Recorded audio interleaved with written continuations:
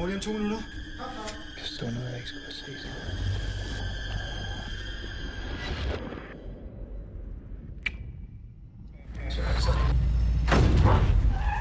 Jeg skal nok skaffe noget hjælp, ikke? Jeg skal bare lige tage min taske. Fjern min taske. Du kom sent hjem i går.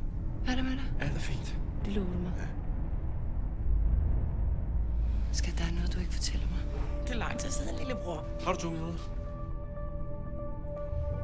Det er billeder af danske soldater, der begår overgreb. Hvor har du dem fra? Jeg har dem bare. Hvis de her billeder kommer ud, så... Hvilke konsekvenser kan de så få, tror du? Det er for farligt. Der må der være andre, der kan have fat i de her billeder.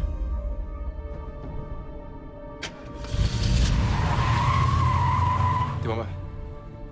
Ja, det var mig, der sad inde i bilen. I hvilken bil? Jeg som ramte ham, det var mig, der kørte ham ned. Der bliver der ikke fundet nogen til skadekomme. Det er det, vi kalder falsk alarm. Hvad? Vi stopper her. Der er noget, du prøver at skjule for mig. Hey, Farvel. Er det militæret, der siger til jer, at I ikke modtager jer på sådan noget? ved jeg til. Jeg ved jo ikke, om jeg kan stole på. Stop! Ikke billederne. Tag det nu roligt. De er ude på at ødelægge mig, fordi jeg er ude på at ødelægge deres krig. Hvad laver du her? Hvad kommer der til at ske med ham, som tog dem? Er han bange for konsekvenser? Lina! Jeg siger ting. Det tror jeg, du gør.